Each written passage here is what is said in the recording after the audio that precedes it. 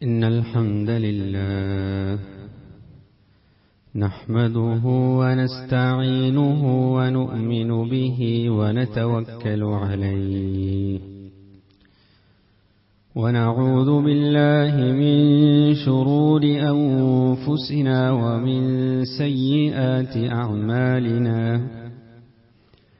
من يهده الله فلا مضل له ومن يضلله فلا هادي له ونشهد أن لا إله إلا الله وحده لا شريك له ونشهد أن محمدا عبده ورسوله أرسله بالهدى ودين الحق ليظهره على الدين كله ولو كره المشركون صلى الله وبارك وسلم تسليما كثيرا كثيرا أما بعد فيا أيها الناس أوصيكم عباد الله ونفسي أولا بتقوى الله فقد قال الله تعالى يا أيها الذين آمنوا اتقوا الله حق تقاته ولا تموتن إلا وأنتم مسلمون وقال أيضا يا أيها الذين آمنوا اتقوا الله وقولوا قولا سديدا يصلح لكم أعمالكم ويغفر لكم ذنوبكم ومن يطع الله ورسوله فقد فاز فوزا عظيما فقد قال عز وجل واتل عليهم نبأ ابني آدم بالحق إذ قربا قربانا فتقبل من أحدهما ولم يتقبل من الآخر قال لأقتلنك قال إنما يتقبل الله من المتقين رب اشرح لي صدري ويسر لي أمري واحلل عقدة من لساني يفقه قولي إن أريد إلا الإصلاح ما استطعت وما توفيقي إلا بالله عليه توكلت وإليه أنيب. അല്ലാഹു സുബ്ഹാനഹു വ തആലയെ തഖ്വ ചെയ്ത് സൂക്ഷിച്ച് ജീവിക്കണമേ എന്ന് ആദ്യമായി ഞാൻ എൻ്റെ നഫ്സിനെയും തുടർന്ന് നിങ്ങൾ ഓരോരുത്തരെയും ഓർമ്മപ്പെടുത്തുകയാണ്, വസിയ്യത്ത് ചെയ്യുകയാണ്. അല്ലാഹു സുബ്ഹാനഹു വ തആല നാം ഏവരെയും അവന്റെ മുത്തഖികളായ സജ്ജനങ്ങളുടെ കൂട്ടത്തിൽ ഉൾപ്പെടുത്തി അനുഗ്രഹിക്കുമാറാകട്ടെ.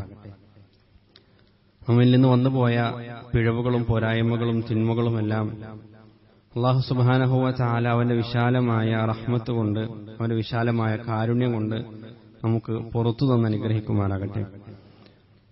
നമ്മിൽ നിന്ന് ഈ വർഷം ഹജ്ജിന് വേണ്ടി പോയ സഹോദരങ്ങൾ അല്ലാഹു അവർക്ക് മഖബൂലും മബ്റൂറുമായ രൂപത്തിൽ ഹജ്ജും ഉംറയും നിർവഹിക്കാനും ആരോഗ്യത്തോടുകൂടി തിരികെ എത്താനുമുള്ള തൗഫീഖ് നൽകി അനുഗ്രഹിക്കുമാറാകട്ടെ. നമ്മിൽ നിന്ന് മരണപ്പെട്ടു പോയ നമ്മുടെ മാതാപിതാക്കൾ, കുടുംബാംഗങ്ങൾ, നാമുമായി ബന്ധപ്പെട്ട ആളുകൾ അല്ലാഹു അവർക്ക് സ്വർഗീയമായ ഒരു ജീവിതം ബർസഖിൽ നൽകി അനുഗ്രഹിക്കട്ടെ. പ്രിയപ്പെട്ട സഹോദരന്മാരെ, സഹോദരികളെ, സൂറത്തുൽ ഹജ്ജിൽ അല്ലാഹു സുബ്ഹാനഹു വ തആല മഹാനായ ഇബ്രാഹിം അലൈഹിസ്സലാമക്ക് നൽകുന്ന വളരെ പ്രധാനപ്പെട്ട ചില നിർദ്ദേശങ്ങൾ നമുക്ക് കാണാൻ കഴിയും. വഇദ് ബവ്വഅനാ ലിഇബ്രാഹീമ മക്കാനൽ ബൈത്ത്, നാം ഇബ്രാഹിമിനെ കഅബയുടെ സ്ഥാനം നിർണയിച്ചു കൊടുത്തു, ഒരുക്കിക്കൊടുത്തു, തയ്യാറാക്കി നൽകി. ശേഷം അല്ലാഹു ഇബ്രാഹിം നബിയോട് ചില കാര്യങ്ങൾ കൽപ്പിക്കുകയാണ്. ഒന്നാമതായി അല്ലാ തുശ്രിക് ബി ഷൈഅ, എന്നിൽ ശിർക്ക് ചെയ്യരുത്, എനിക്ക് പങ്കുകാരെ നിശ്ചയിക്കരുത്. രണ്ടാമതായി വതഹിർ ബൈതിയ ലിത്തായിഫീന വൽഖായിമീന വറുക്കഇ സുജൂദ്, ഈ പരിപാവനമായ ഈ ഭവനത്തെ, ഈ കഅബയെ, ഈ ഹറമിനെ നമസ്കരിക്കുന്നവർക്കും തവാഫ് ചെയ്യുന്നവർക്കും വേണ്ടി അങ്ങ് ശുദ്ധീകരിക്കുക, അവർക്ക് വേണ്ടി ഒരുക്കി വെക്കുക. മൂന്നാമതായി അള്ളാഹു കൽപ്പിച്ചത് വഅദ്ദിൻ ഫിന്നാസി ബിൽ ഹജ്ജ്, ഹജ്ജിനു വേണ്ടി താങ്കൾ വിളംബരം നടത്തുക, വിളംബരം ചെയ്യുക, ആളുകളെ ഹജ്ജ് നിർവഹിക്കാൻ ക്ഷണിക്കുക. അങ്ങനെ ക്ഷണിച്ചു കഴിഞ്ഞാൽ അള്ളാഹു വാഗ്ദാനം കൂടി നൽകുകയാണ് ഇബ്രാഹിം നബിക്ക്. യഅ്തൂക റിജാലൻ വഅലാ കുല്ലി ളാമിരിൻ യഅ്തൂന മിൻ കുല്ലി ഫജ്ജിൻ അമീഖ്, വിദൂര ദിക്കുകളിൽ നിന്ന് ഇടുങ്ങിയ വഴികളിൽ താണ്ടി കാൽനടയായിക്കൊണ്ടും മെലിഞ്ഞൊട്ടിയ മൃഗങ്ങളുടെ മുകളിൽ കയറിക്കൊണ്ടും ആളുകൾ പറ്റുന്നതുപോലെ ഈ വിളിക്ക് ഉത്തരം നൽകിക്കൊണ്ട് ഇവിടെ എത്തിച്ചേരുന്നതാണ്. തൊട്ടുടനെയുള്ള ആയത്തിൽ എന്തിനു വേണ്ടിയാണ് അവർ ഈ അർത്ഥത്തിൽ അവിടെ എത്തിച്ചേരുന്നത്, സംഗമിക്കുന്നത് എന്നതിനെക്കുറിച്ച് പറയുമ്പോൾ നമുക്ക് ഇങ്ങനെ കാണാൻ കഴിയും. ലിയശ്ഹദു മനാഫിഅ ലഹും വയദ്കുറു ഇസ്മല്ലാഹി ഫീ അയ്യാമിൻ മഅലൂമാത്തിൻ അലാ മാ റസഖഹും മിൻ ബഹീമത്തിൽ അൻആം. ലിയശ്ഹദു മനാഫിഅ ലഹും, അല്ലാഹു അവർക്ക് നൽകിയിട്ടുള്ള അനുഗ്രഹങ്ങൾക്ക് അവർ സാക്ഷികളാകാനാണ്. ഹജ്ജ് നിർവഹിക്കുമ്പോൾ നമുക്കറിയാം, അള്ളാഹു നമുക്ക് നൽകിയിരിക്കുന്ന നിരവധി അനുഗ്രഹങ്ങൾക്ക് ഓരോ ഹാജിമാരും സാക്ഷികളാവുകയാണ്. ഒന്നാമതായി ഹിദായത്ത് എന്ന അനുഗ്രഹം, ഇബ്രാഹിം നബിയുടെ മില്ലത്ത് പിന്തുടരാൻ പറ്റി എന്നുള്ള അനുഗ്രഹം, അതിനുമപ്പുറത്ത് ഈ ഐക്യത്തിന്റെയും സാഹോദര്യത്തിന്റെയും ഈ ഉമ്മത്തിന്റെ ഭാഗമാകാൻ സാധിച്ചു എന്നുള്ള അനുഗ്രഹം. അതിന്റെ കൂട്ടത്തിൽ അള്ളാഹു ചേർത്ത് പറയുകയാണ് വയസ്കുറു ഇസ്മല്ലാഹി ഫീ അയ്യാമി മഅലൂമാത്തിൻ അലാ മാ റസഖഹും മിൻ ബഹീമത്തിൽ അൻആം. അള്ളാഹു അവർക്ക് റിസ്ക്കായി നൽകിയിട്ടുള്ള കന്നുകാലികൾ, മൃഗങ്ങൾ, ആടുമാടുകൾ, അവയെ അള്ളാഹുവിന്റെ നാമത്തിൽ, അവയുടെ മേൽ അള്ളാഹുവിന്റെ നാമങ്ങൾ ഉച്ചരിക്കാനും കൂടിയാണ് അവരിവിടേക്ക് കടന്നു വരുന്നത് എന്ന് പറഞ്ഞു കഴിഞ്ഞാൽ, ഇബ്രാഹിം അലൈഹിസ്സലാമയുടെ വിളംബരത്തിലൂടെ സാക്ഷാത്കൃതമാകുന്ന വളരെ പ്രധാനപ്പെട്ട ഒരു കർത്തവ്യമാണ്, ഒരു കർമ്മമാണ്, ഒരു ആരാധനയാണ് ബലികർമ്മം എന്നുള്ളത്. അത്രമാത്രം പ്രാധാന്യതയാണ് വിശുദ്ധ ഖുർആൻ ബലികർമ്മത്തിന് നൽകിയിരിക്കുന്നത്. അതുകൊണ്ടാണല്ലോ ഹജ്ജിന്റെ തന്നെ പ്രധാനപ്പെട്ട ലക്ഷ്യങ്ങളിൽ ഒന്നായി സൂറത്തുൽ ഹജ്ജിൽ അതിനെ പരിചയപ്പെടുത്തിയിരിക്കുന്നത്. 3 കാര്യങ്ങളാണ് അള്ളാഹു ഇബ്രാഹിം അലൈഹിസ്സലാമയോട് ഹജ്ജിനു വേണ്ടി വിളംബരം നടത്തുന്നതുമായി ബന്ധപ്പെട്ട് 3 ആരാധനാ കർമ്മങ്ങളാണ് അള്ളാഹു സുബ്ഹാനഹു വ തആല അവിടെ പരാമർശിച്ചിരിക്കുന്നത്. ഒന്ന് തവാഫാണ്, രണ്ടാമത്തേത് നമസ്കാരമാണ്, മൂന്നാമത്തേത് ബലികർമ്മമാണ്. അള്ളാഹു നമുക്ക് നൽകിയ അനുഗ്രഹത്തിന് അവന് ശുക്ർ ചെയ്യാനുള്ള ഏറ്റവും നല്ല അവസരമാണ് നമസ്കാരവും അതുപോലെ തന്നെ ബലികർമ്മവും. റസൂൽ സല്ലല്ലാഹു അലൈഹി വസല്ലമക്ക് അള്ളാഹു സുബ്ഹാനഹു വ തആല ലഭിക്കാവുന്നതിൽ വെച്ച് ഏറ്റവും വലിയ അനുഗ്രഹം നൽകിയപ്പോൾ ആ അനുഗ്രഹത്തെ അനുസ്മരിപ്പിച്ചുകൊണ്ട്, ഓർമ്മിപ്പിച്ചുകൊണ്ട് സൂറത്തുൽ കൗസറിൽ ഇങ്ങനെ കാണാം, ഇന്നാ അഅ്തൈനാകൽ കൗസർ, പ്രവാചകരെ അങ്ങേക്ക് നാം കൗസർ നൽകിയിരിക്കുന്നു. കൗസർ എന്നുള്ളതിന് നിരവധിയായ വിശദീകരണങ്ങൾ കാണാം. ചുരുക്കി പറയുകയാണെങ്കിൽ കൗസറിനോളം വലിയ അനുഗ്രഹം റസൂൽ സല്ലല്ലാഹു അലൈഹി വസല്ലമക്ക് ലഭിക്കാനില്ല. അത്രയും വലിയ ഒരു അനുഗ്രഹമാണ് അല്ലാഹു സുബ്ഹാനഹു വ തആല പ്രവാചകന് നൽകിയിരിക്കുന്നത്. അപ്പൊ ആ അനുഗ്രഹത്തെ പരാമർശിച്ച തൊട്ടുടനെ അല്ലാഹു റസൂലിനോട് കൽപ്പിക്കുന്നത് ഫസല്ലി ലിറബ്ബിക വൻഹർ. അതുകൊണ്ട് തന്നെ ഈ അനുഗ്രഹത്തിന് അങ്ങ് നന്ദിയുള്ളവനായിരിക്കണം. എങ്ങനെയാണ് ഈ അനുഗ്രഹത്തിന് അങ്ങ് ശുക്ർ രേഖപ്പെടുത്തേണ്ടത്? ഫസല്ലി ലിറബ്ബിക വൻഹർ, നമസ്കാരത്തിലൂടെയും ബലികർമ്മത്തിലൂടെയുമാണ് അതിനങ്ങ് ശുക്ർ രേഖപ്പെടുത്തേണ്ടത് എന്നാണ് റസൂൽ സല്ലല്ലാഹു അലൈഹി വസല്ലമയോട് അല്ലാഹു കൽപ്പിച്ചതായി നമുക്ക് കാണാൻ കഴിയാം. അതുകൊണ്ട് തന്നെ അല്ലാഹു നമുക്ക് നൽകിയ അനുഗ്രഹങ്ങൾക്കുള്ള ഒരു ശുക്ർ രേഖപ്പെടുത്തലാണ് ബലികർമ്മം എന്നുള്ളത്, ഉദ്ഹിയ്യത്ത് എന്നുള്ളത്. അതിൽ ഭാഗമാകുന്നതോടെ, അതിൽ ഭാഗവത്താകുന്നതോടെ നാം യഥാർത്ഥത്തിൽ അള്ളാഹു നമുക്ക് നൽകിയ നിരവധി അനുഗ്രഹങ്ങൾക്ക് ശുക്ർ ചെയ്യുകയാണ്. ഏറ്റവും പ്രധാനപ്പെട്ടത് അള്ളാഹു നമുക്ക് നൽകിയ റിസ്കുകൾ, അള്ളാഹു നമുക്ക് നൽകിയ ഹിദായത്ത്, അള്ളാഹു നമുക്ക് നൽകിയ ഈ ഉമ്മത്തിന്റെ ഭാഗമാകാൻ സാധിച്ചു എന്നുള്ള ഈ വലിയൊരു ഖൈർ. ഇങ്ങനെ നിരവധിയായ അനുഗ്രഹങ്ങൾക്ക് സത്യത്തിൽ നമ്മൾ അള്ളാഹുവിനോട് ശുക്ർ ചെയ്യുകയാണ് ബലികർമ്മം നടത്തുന്നതിലൂടെ ചെയ്യുന്നത്. ഈ ആരാധനാ കർമ്മം എന്നുള്ളത് ഈ ഉമ്മത്തിനോ അതല്ലെങ്കിൽ പ്രത്യേകമായ ഏതെങ്കിലും ഒരു ഉമ്മത്തിനോ മാത്രം അള്ളാഹു നൽകിയ ആരാധനാ കർമ്മമല്ല. മറിച്ച് മനുഷ്യൻ ഈ ഭൂലോകത്ത് ജീവിക്കാൻ തുടങ്ങിയ അന്ന് മുതൽക്ക് തന്നെ അള്ളാഹു നിയമമാക്കിയ ഒരു ആരാധനയാണ് ബലികർമ്മം എന്നുള്ളത്. സൂറത്ത് മാഇദയിൽ ആദം അലൈഹിസ്സലാമയുടെ 2 പുത്രന്മാരുമായി ബന്ധപ്പെട്ട ഒരു ചരിത്രം ഖുർആൻ നമുക്ക് വിവരിച്ചു നൽകുന്നുണ്ട്. വത്ലു അലൈഹിം നബഅ ബനി ആദമ ബിൽ ഹഖ്. പ്രവാചകരെ, അങ്ങയുടെ സമൂഹത്തിന് ആദം അലൈഹിസ്സലാമയുടെ 2 മക്കളുടെ ആ ചരിത്രം വളരെ കൃത്യമായി സത്യസന്ധമായി പറഞ്ഞു കൊടുക്കുക. ഇത് ഖറബ ഖുർബാന. അവർ 2 ആളുകളും ഒരു ബലികർമ്മം അനുഷ്ഠിച്ചു, ബലികർമ്മം നിർവഹിച്ചു. ഖറബ എന്ന അറബി ഭാഷയിൽ പറഞ്ഞു കഴിഞ്ഞാൽ അടുപ്പിച്ചു എന്നാണ് അതിനർത്ഥം. എന്ന് പറഞ്ഞാൽ അള്ളാഹുവിലേക്ക് അടുക്കാൻ, അള്ളാഹുവിനെ നമ്മിലേക്ക് അടുപ്പിക്കാൻ ഏറ്റവും നല്ല ഒരു കർമ്മമാണ് ബലികർമ്മം എന്നത് ആ ഒരൊറ്റ ആയത്തിൽ നിന്ന് തന്നെ നമുക്ക് മനസ്സിലാകും. അങ്ങനെ അള്ളാഹുവിന്റെ സാമീപ്യം കരസ്ഥമാക്കാൻ അള്ളാഹു അവർക്ക് നിയമമാക്കി കൊടുത്ത ഒരു വലിയ മഹത്തായ ഒരു കർമ്മമായിരുന്നു, ഇബാദത്തായിരുന്നു, ആരാധനയായിരുന്നു ബലികർമ്മം. മറ്റേതെങ്കിലും കർമ്മങ്ങൾ അങ്ങനെ ആ സമൂഹത്തിന് അള്ളാഹുവിലേക്ക് അടുക്കാൻ അള്ളാഹു നിയമമാക്കിയിട്ടുണ്ടായിരുന്നു എന്നതിനെക്കുറിച്ച് ഖുർആൻ നമുക്ക് പരാമർശിച്ച് നൽകുന്നില്ല, ഈ ഒരു കർമ്മമല്ലാതെ. ഇത് ആദം നബിയുടെ മക്കൾക്ക് മാത്രമുള്ളതല്ല.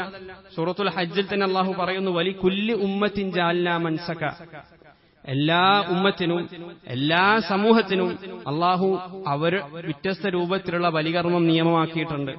ലിയസ്കുറു ഇസ്മല്ലാഹി അലാ മാ റസഖഹും മിൻ ബഹീമത്തിൽ അൻആം. എന്തിനാണ് അള്ളാഹു അവർക്ക് ബലി നിയമമാക്കിയിട്ടുള്ളത്? അള്ളാഹു അവർക്ക് റിസ്ഖായി നൽകിയിട്ടുള്ള ആ കന്നുകാലികൾ, ആ മൃഗങ്ങൾ, അതിനോട് അവർ നന്ദി കാണിക്കാനാണ്. അള്ളാഹുവിന്റെ പേരിൽ അവയെ അറുക്കാനാണ്, അറവ് നടത്താനാണ് അള്ളാഹു ആ രൂപത്തിൽ ഓരോ ഉമ്മത്തിനും ഓരോ സമൂഹത്തിനും അവരുടേതായ രൂപത്തിലുള്ള ബലികർമ്മം നിയമമാക്കിയിരിക്കുന്നത് എന്ന് വളരെ കൃത്യമായി സൂറത്തുൽ ഹജ്ജിലൂടെ അള്ളാഹു പറയാണ്. പക്ഷേ ഈ ബലികർമ്മം നിർവഹിച്ചു എന്നുള്ളതുകൊണ്ട് ആ ആളുകളിൽ നിന്ന് അത് സ്വീകരിക്കപ്പെടണമെന്ന് നിർബന്ധമില്ല. ഫതുഖുബ്ബില മിൻ അഹദിഹിമാ വലം യുതഖബ്ബൽ മിനൽ ആഖർ. ആദം അലൈഹിസ്സലാമയുടെ 2 സന്താനങ്ങൾ, അവർ 2 പേരും ബലികർമ്മം നടത്തി, 2 പേരും ആ ആരാധനാ കർമ്മത്തിൽ ഭാഗവത്തായി. പക്ഷേ ഫതുഖുബ്ബില മിൻ അഹദിഹിമാ, അവർ 2 പേരിൽ നിന്ന് ഒരാളിൽ നിന്ന് മാത്രമാണ് അത് സ്വീകരിക്കപ്പെട്ടിരിക്കുന്നത്. വലം യുതഖബ്ബൽ മിനൽ ആഖർ, രണ്ടാമനിൽ നിന്ന് ആ കർമ്മം സ്വീകരിക്കപ്പെട്ടിട്ടില്ല.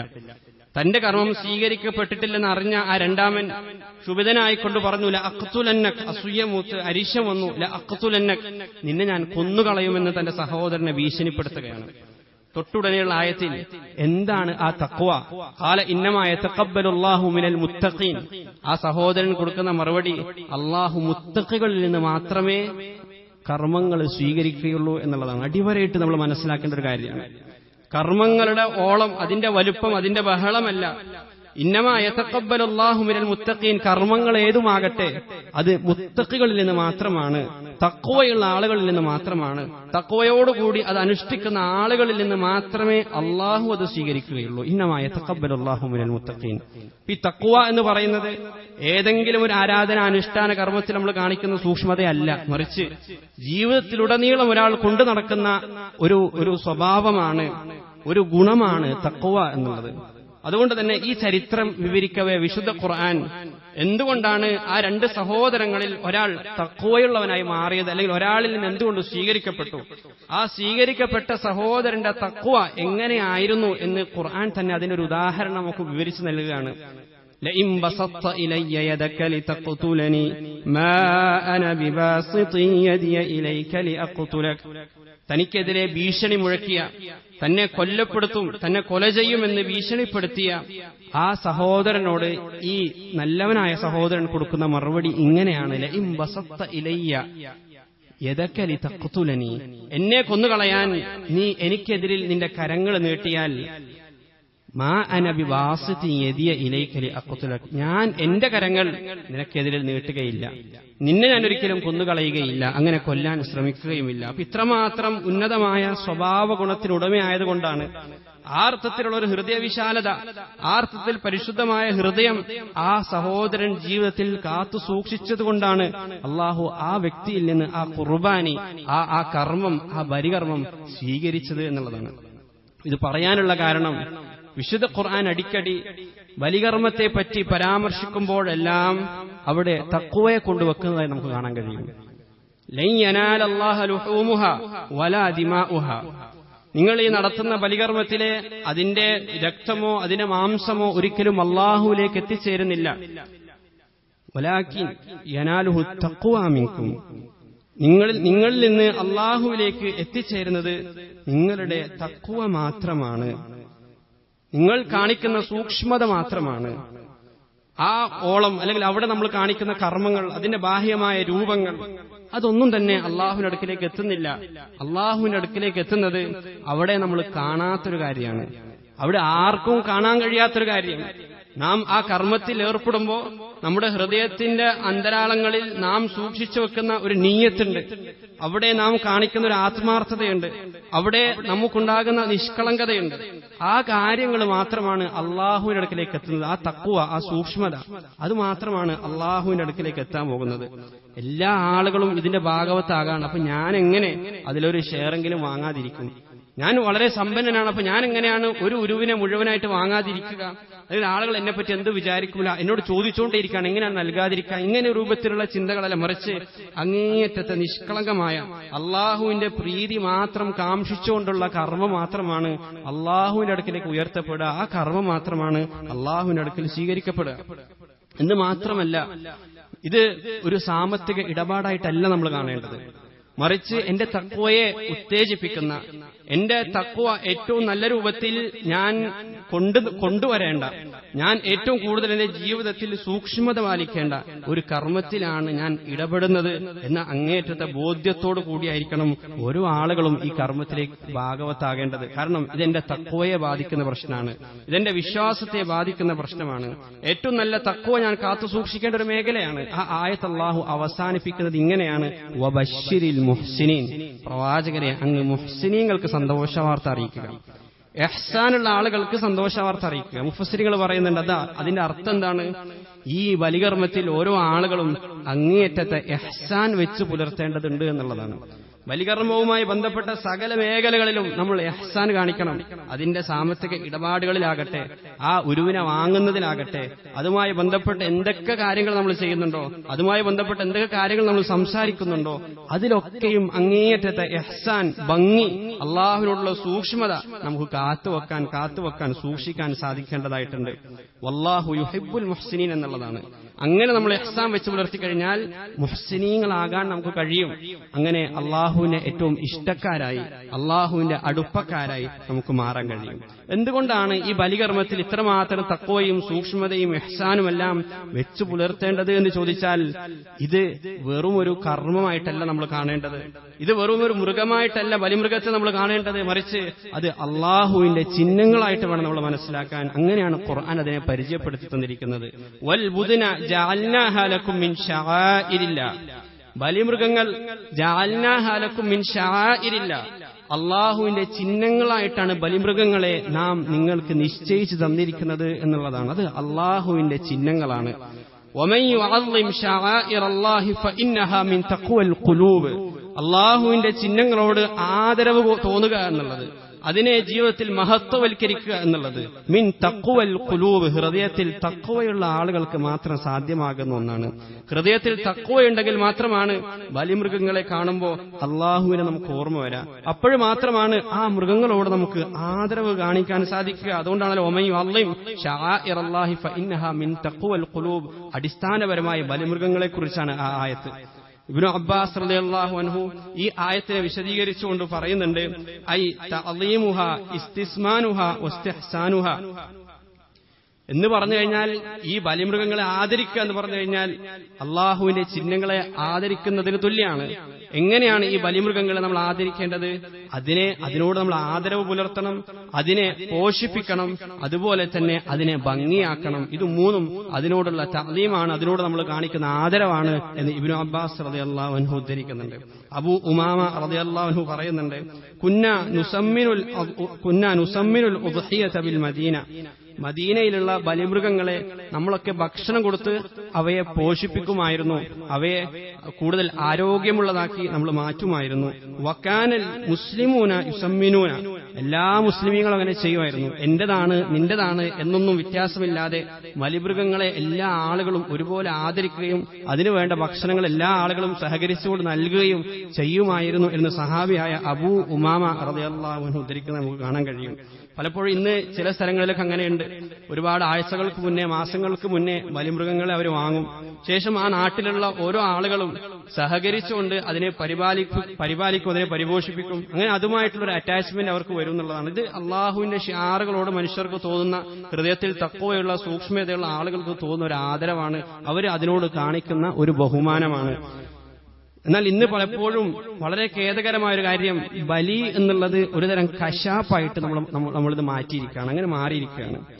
ബലി നടത്തുന്ന ആ സ്ഥലം, അതല്ലെങ്കിൽ അവിടെ നമ്മൾ കാണിക്കുന്നത് നമ്മുടെ ആ ശരീരഭാഷ, നമ്മുടെ സംസാരം പോലും കശാപ്പുകാരുടെ സംസാരമായിട്ട്, കശാപ്പുകാരുടെ ഒരുതരം ശരീരഭാഷയായിട്ട്, അങ്ങനെയുള്ള ഒരുതരം ഇടപാടുകളായിട്ട് നമ്മൾ ബലിയുമായിട്ട് ബന്ധപ്പെട്ട ഇടപാടുകളെയും ഇത് മാറ്റി എന്നുള്ളത് വളരെ ഖേദകരമായ, തീർച്ചയായും നമ്മൾ മാറ്റാൻ ശ്രമിക്കേണ്ട ഒരു കാര്യമാണ്. നമ്മൾ പലപ്പോഴും കേൾക്കാറുണ്ട്, ബലി മൃഗം ഓടിപ്പോയി, പകുതിക്ക് രക്ഷപ്പെട്ടു. സത്യത്തിൽ അവയുമായിട്ട് നമുക്ക് ആകെയുള്ള ബന്ധം ഈ കശാഫ് ബന്ധം മാത്രമാണ്, മറ്റൊരു ബന്ധമില്ല. സത്യത്തിൽ അള്ളാഹുവിന്റെ ഷിആറുകളോട് നമുക്കുണ്ടാകേണ്ടത് ഈ അർത്ഥത്തിൽ ഒരു കശാപ്പിന്റെ ബന്ധം മാത്രമല്ല, അതിനപ്പുറത്തേക്ക് അതിനോട് അനുകമ്പയും കാരുണ്യവും സ്നേഹവും എല്ലാം നമുക്ക് തോന്നേണ്ടതായിട്ടുണ്ട്.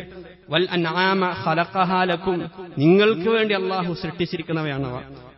നമുക്ക് വേണ്ടി ജീവിച്ച ഒരു ജന്തു, മിണ്ടാപ്രാണി, നമുക്ക് വേണ്ടി ഇനി ബലിയാടാകാൻ പോകുന്ന, ജീവൻ ബലി നൽകാൻ പോകുന്ന ഒരു ജന്തു, ഒരു മിണ്ടാപ്രാണി, അങ്ങനെയുള്ള ഒരു അനുകമ്പയോടുകൂടിയുള്ള ഒരു ആത്മീയമായ, വൈകാരികമായ ഒരു പരിഗണന അത്തരം ബലിമൃഗങ്ങൾക്ക് നൽകാൻ നമ്മൾ സന്നദ്ധരാകേണ്ടതുണ്ട്, നമ്മൾ കാണിക്കേണ്ടതുണ്ട്. വൽ അൻആമ ഖലഖഹാ ലക്കും. അങ്ങനെ അള്ളാഹുവിന്റെ ഷിആറുകളെ, അള്ളാഹു ആദരിച്ച അള്ളാഹുവിന്റെ ചിഹ്നങ്ങളെ അതിനെ ആദരിക്കാതിരിക്കുക, അതിനെ അവഹേളിക്കുക എന്നുള്ളത് വലിയ പാതകമായിട്ടാണ് ഖുർആൻ നമ്മെ പരിചയപ്പെടുത്തി തന്നിരിക്കുന്നത്. സൂറ മാഇദയിൽ കാണാം, യാ അയ്യുഹല്ലദീന ആമനൂ ലാ തുഹില്ലൂ ശആഇറല്ലാഹ്, വിശ്വാസികൾ നിങ്ങൾ അള്ളാഹുവിന്റെ ചിഹ്നങ്ങളെ അവഹേളിക്കരുത്, അതിനെ ആദരിക്കാതിരിക്കരുത്. തുടർന്ന് ചില ചിഹ്നങ്ങൾ പ്രത്യേകമായിട്ട് അള്ളാഹു ആ ആയത്തിൽ എടുത്തു പറയുന്നുണ്ട്.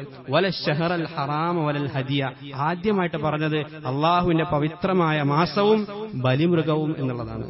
ബലിമൃഗവും പവിത്രമായ മാസവും അള്ളാഹുവിന്റെ ശായറുകളിൽപ്പെട്ടതാണ്. അതിനെ നിങ്ങൾ അതിനെ ആദരിക്കാതിരിക്കരുത്, അതിനെ നിങ്ങൾ അവഹേളിക്കരുത്.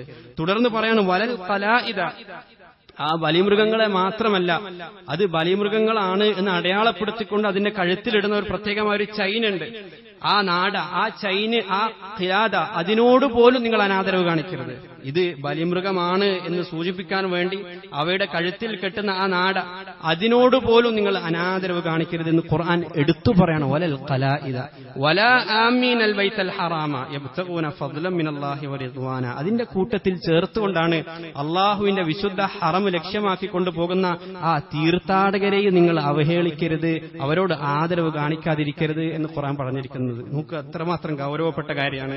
അള്ളാഹുവിന്റെ വിശുദ്ധ ദേവാലയം കാബ ലക്ഷ്യമാക്കി കൊണ്ടുപോകുന്ന തീർത്ഥാടകരോട് നിങ്ങൾ അനാദരവ് കാണിക്കരുത് എന്ന് പറയുമ്പോൾ അതിനോട് ചേർത്ത് വെച്ചുകൊണ്ട് അതിന് മുന്നോടിയായിട്ടാണ്, അതിന് മുമ്പാണ് ഖുർആൻ പറഞ്ഞിരിക്കുന്നത് ബലിമൃഗങ്ങളോട് നിങ്ങൾ അനാദരവ് കാണിക്കരുത് എന്നുള്ളത്. കാരണം അത് തഖ്വക്ക് യോജിച്ചതല്ല, ഈമാനുള്ള ആളുകൾക്ക്, വിശ്വാസമുള്ള ആളുകൾക്ക് അത് യോജിച്ച പണിയല്ല എന്നുള്ളതാണ്. അതുകൊണ്ടാണ് റസൂൽ സല്ലല്ലാഹു അലൈഹി വസല്ലമ ബലിമൃഗത്തെ തെരഞ്ഞെടുക്കുന്ന സമയത്ത് ഏറ്റവും നല്ല മൃഗത്തെ തെരഞ്ഞെടുക്കുമായിരുന്നു. ഇബ്നു അബ്ബാസ് റളിയല്ലാഹു അൻഹു പറയുന്ന, അനസ് റളിയല്ലാഹു അൻഹു പറയുന്ന, ഇമാം ബുഖാരിയും മുസ്ലിമും എല്ലാം ഉദ്ധരിക്കുന്ന ഹദീസിൽ റസൂൽ സല്ലല്ലാഹു അലൈഹി വസല്ലം അതാ റസൂലല്ലാഹ്, ഈദുൽ അദ്ഹയുടെ ദിവസം പ്രവാചകന് വന്നു, ബി കബശൈനി അംലഹൈനി അഖ്റനൈൻ, വളരെ സുന്ദരമായ, വളരെ സൗന്ദര്യമുള്ള, വെളുത്ത നേർത്ത കറുത്ത വരകളുള്ള, തടിച്ച കൊമ്പുകളുള്ള 2 ആടുകളുമായിട്ട് റസൂൽ സല്ലല്ലാഹു അലൈഹി വസല്ലം വന്നു. പ്രവാചകൻ സ്വന്തം കരങ്ങൾ കൊണ്ട് തന്നെ അതിന്റെ അറവ് നടത്തി എന്ന് സഹാബാക്കൾ പറയുന്നുണ്ട്.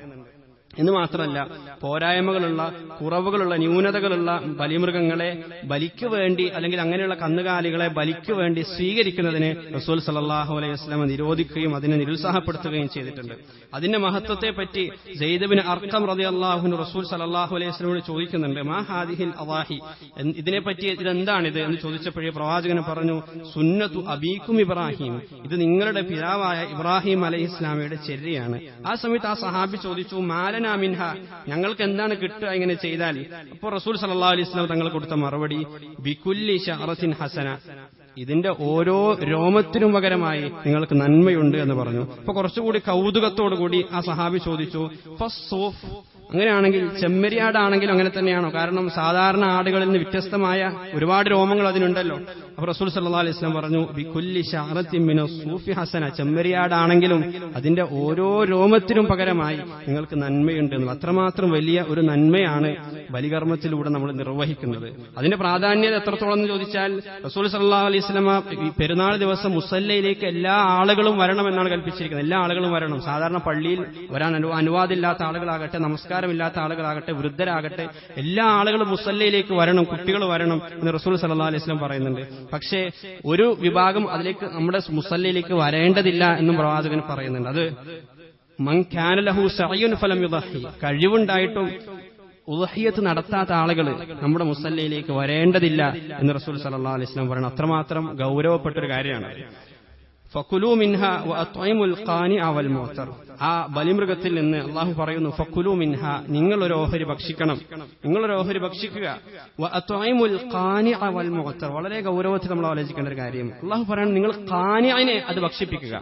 ഖാനിഅ എന്ന് പറഞ്ഞാൽ ആളുകളോട് ചോദിക്കാത്ത ആവശ്യക്കാരൻ എന്നാണ് അതിനർത്ഥം. ബാഹ്യമായിട്ട് നോക്കുമ്പോൾ വളരെ മാന്യനാണ്, ആവശ്യക്കാരനാണ് എന്ന് കണ്ടാൽ നമുക്ക് തോന്നൂല. അവരുടെ ആ മാന്യത കാരണം, ആത്മാഭിമാനം കാരണം ആളുകളുടെ മുന്നിൽ അവർ കൈനീട്ടുകയുമില്ല. അങ്ങനെയുള്ള ആളുകളെ മനസ്സിലാക്കി നിങ്ങൾ അവർക്ക് ഭക്ഷിപ്പിക്കണം. അത്വഇമുൽ ഖാനിഅ, ആ ഖാനിഅനെ നിങ്ങൾ തിരിച്ചറിയണം. വൽ മുഅ്തർ, എന്നും ചോദിച്ചുകൊണ്ടേയിരിക്കുന്ന ആളുകളുണ്ടാവും. അവർക്ക് ചിലപ്പോൾ ആവശ്യമുണ്ടാകട്ടെ, ആവശ്യമില്ലാതിരിക്കട്ടെ, ചോദിച്ചുകൊണ്ടിരിക്കുന്ന, യാചിച്ചുകൊണ്ടിരിക്കുന്ന ആളുകൾ, അവർക്കും നിങ്ങൾ നൽകണം. മറ്റൊരായത്തിൽ പറഞ്ഞു, അത്വഇമുൽ ബാഇസൽ ഫഖീർ, ഫഖീറിനെയും ബാഇസിനെയും നിങ്ങൾ ഭക്ഷിപ്പിക്കുക. ഫഖീർ ആരാണ് എന്ന് നമുക്കറിയാം, പക്ഷെ ബാഇസ് ആരാണ്? ബാഇസ് എന്ന് പറഞ്ഞാൽ സാമ്പത്തിക ബുദ്ധിമുട്ട് അനുഭവിക്കുന്നവനല്ല, അതിനപ്പുറത്തേക്ക് മാനസിക ക്ലേശങ്ങൾ അനുഭവിക്കുന്ന ആളുകൾ, മാനസികമായ ബുദ്ധിമുട്ടുകളിലൂടെ പോകുന്ന ആളുകൾ, മനപ്രയാസത്തിലൂടെ പോകുന്ന ആളുകൾ, അങ്ങനെയുള്ള ആളുകളെ കണ്ടെത്തി അവരെ ചേർത്ത് വെച്ചുകൊണ്ട് അവരെ നിങ്ങൾ നൽകി ആശ്വസിപ്പിക്കണം എന്ന് അല്ലാഹു സുബ്ഹാനഹു വ തആല പറയാണ്. ഈ ഖാനിഅനെയും അതുപോലെ തന്നെ ബാഇസിനെയും ഒരിക്കലും ബാഹ്യമായി നമുക്ക് മനസ്സിലാക്കാൻ കഴിയില്ല. അത്രമാത്രം അഗാധമായ ബന്ധം നമ്മൾ സഹോദരങ്ങളെന്ന നിലയിൽ, മനുഷ്യരെന്ന നിലയിൽ നമുക്കിടയിൽ ഉണ്ടായാൽ മാത്രമാണ് നമ്മുടെ തൊട്ടടുത്തിരിക്കുന്ന ആള് പോകുന്ന ആ മാനസിക ആശ്വാസത്തെക്കുറിച്ച്, അതിന്റെ ആ ബുദ്ധിമുട്ടുകളെക്കുറിച്ച്, മനക്ലേശങ്ങളെക്കുറിച്ച്, അവരുടെ മനസ്സിൽ എരിഞ്ഞുകൊണ്ടിരിക്കുന്ന ആ കനലിനെക്കുറിച്ച് അവരുമായി അഗാധമായ ബന്ധമുണ്ടെങ്കിൽ മാത്രമേ നമുക്ക് തിരിച്ചറിയാൻ കഴിയുക. അതുകൊണ്ട് തന്നെ ഇത് വെറും ഒരു മാംസവിതരണമായിട്ടല്ല നമ്മൾ കാണേണ്ടത്. എല്ലാ ഞായറാഴ്ചയും വില കൊടുത്തു വാങ്ങുന്നു, വർഷത്തിൽ ഒരു ദിവസം വെറുതെ കൊടുക്കുന്നു എന്നുള്ളതല്ല. അതിനപ്പുറത്തേക്ക് ഈ കർമ്മത്തിലൂടെ ഊട്ടിയുറപ്പിക്കപ്പെടേണ്ട സാഹോദര്യമുണ്ട്, അതിലൂടെ സ്ഥാപിക്കപ്പെടേണ്ട ബന്ധങ്ങളുണ്ട്, സ്നേഹബന്ധങ്ങളുണ്ട്, അതിലൂടെ സമൂഹത്തിൽ രൂപപ്പെടേണ്ട ഒരു സൗഹാർദ്ദമുണ്ട്, ഒരു സാമൂഹിക സുസ്ഥിരതയുണ്ട്. ഇങ്ങനെയുള്ള നിരവധി ലക്ഷ്യങ്ങൾ കൂടി ഇതിന് പിന്നിലുണ്ട്, നമ്മൾ മനസ്സിലാക്കണം. വിശുദ്ധ ഇസ്ലാം എന്നുള്ളത്, വിശുദ്ധ ഖുർആൻ എന്നുള്ളത് സാമ്പത്തികമായി പിന്നോക്കം നിൽക്കുന്ന ആളുകളെ മാത്രം പരിഗണിക്കാനല്ല നമ്മോട് പറഞ്ഞിരിക്കുന്നത്. മാനസികമായ പിരിമുറുക്കം അനുഭവിക്കുന്ന ആളുകൾ, വൈകാരികമായി ഇമോഷണൽ സപ്പോർട്ട് കിട്ടാതെ നമ്മുടെ സമൂഹത്തിൽ ഒറ്റപ്പെട്ട് കഴിയുന്ന ആളുകൾ, അങ്ങനെയുള്ള ആളുകളെ കൂടി കണ്ടെത്തുകയും അവരെ കൂടി ചേർത്ത് വെക്കുകയും ചെയ്യുമ്പോൾ മാത്രമാണ് നമ്മുടെ ഈ ലക്ഷ്യം പൂർണ്ണമാവുക. അപ്പോഴാണ് ഇത് യഥാർത്ഥ ശിആറായിട്ട് അള്ളാഹുവിന്റെ ചിഹ്നങ്ങളായിട്ട് മാറുക. അതുകൊണ്ട് തന്നെ നമ്മുടെ കൂട്ടത്തിൽ ആ അർത്ഥത്തിൽ പ്രയാസങ്ങൾ അനുഭവിക്കുന്ന ആളുകളെ നമുക്ക് കണ്ടെത്താൻ കഴിയണം. ആ രൂപത്തിൽ ബുദ്ധിമുട്ടുകൾ അനുഭവിക്കുന്ന ആളുകളെ നമുക്ക് മനസ്സിലാക്കാൻ കഴിയണം. അവരുമായിട്ട് വെറുമൊരു സാമ്പത്തിക സഹായം എന്നതിനപ്പുറത്തേക്ക് അവരുമായിട്ട് ഹൃദയബന്ധം സ്ഥാപിക്കാൻ നമുക്ക് കഴിയണം, അവരെ ആശ്വസിപ്പിക്കാൻ നമുക്ക് കഴിയണം. നിങ്ങളുടെ കൂടെ ഞങ്ങളുണ്ട് എന്ന ഒരു തോന്നൽ അവർക്ക് നൽകാൻ ഇത്തരം കർമ്മങ്ങൾ ഉപകരിക്കപ്പെടേണ്ടതായിട്ടുണ്ട്. പലപ്പോഴും ഒരു കശാപ്പ് ശാലയിലുള്ള കശാപ്പ് പ്രവർത്തനം മാത്രമായിട്ട് മാറുമ്പോൾ ഇതൊന്നും ഒരിക്കലും സാധ്യമാവില്ല. അതിനപ്പുറത്തേക്ക് ഇത്തരം മേഖലകളിൽ അങ്ങേറ്റ ആത്മീയത നമുക്ക് കൊണ്ടുവരാൻ കഴിയണം. ആ ബലിമൃഗത്തോട് ആദരവ് കാണിക്കാൻ നമുക്ക് കഴിയണം. തക്ബീറുകളും തഹ്ലീലുകളും ആ ബലിമൃഗത്തെ കാണുമ്പോൾ നമ്മൾ അധികരിപ്പിക്കണം. ആ അർത്ഥത്തിലുള്ള ഒരു ഈമാനികമായ ഒരു അന്തരീക്ഷം ഉണ്ടെങ്കിൽ മാത്രമാണ് വരും തലമുറക്കും ഇതിന്റെ യഥാർത്ഥ ലക്ഷ്യം, ഇതിലൂടെ ലഭിക്കേണ്ട യഥാർത്ഥ ലക്ഷ്യം അവർക്കും ലഭിക്കുകയുള്ളൂ. അല്ലാഹു സുബ്ഹാനഹു വ തആല ആ അർത്ഥത്തിൽ യഥാവിധി അല്ലാഹു തഖ്വയോടുകൂടി ഇഹ്സാനോടുകൂടി ബലികർമ്മം നിർവഹിക്കാനുള്ള ഭാഗ്യം അല്ലാഹു നമുക്കൊക്കെ നൽകി അനുഗ്രഹിക്കുമാറാകട്ടെ. ആ അർത്ഥത്തിൽ വളരെ പവിത്രമായ ദിവസങ്ങളിലൂടെയാണ് നമ്മൾ കടന്നുപോയിക്കൊണ്ടിരിക്കുന്നത്. ആ ദിവസങ്ങളെ യഥാവിധി പൂർണ്ണാർത്ഥത്തിൽ പ്രയോജനപ്പെടുത്താനും അല്ലാഹു തുണക്കുമാറാകട്ടെ. വആഖിറു ദുആഇ അനിൽ ഹംദുലില്ലാഹി റബ്ബിൽ ആലമീൻ.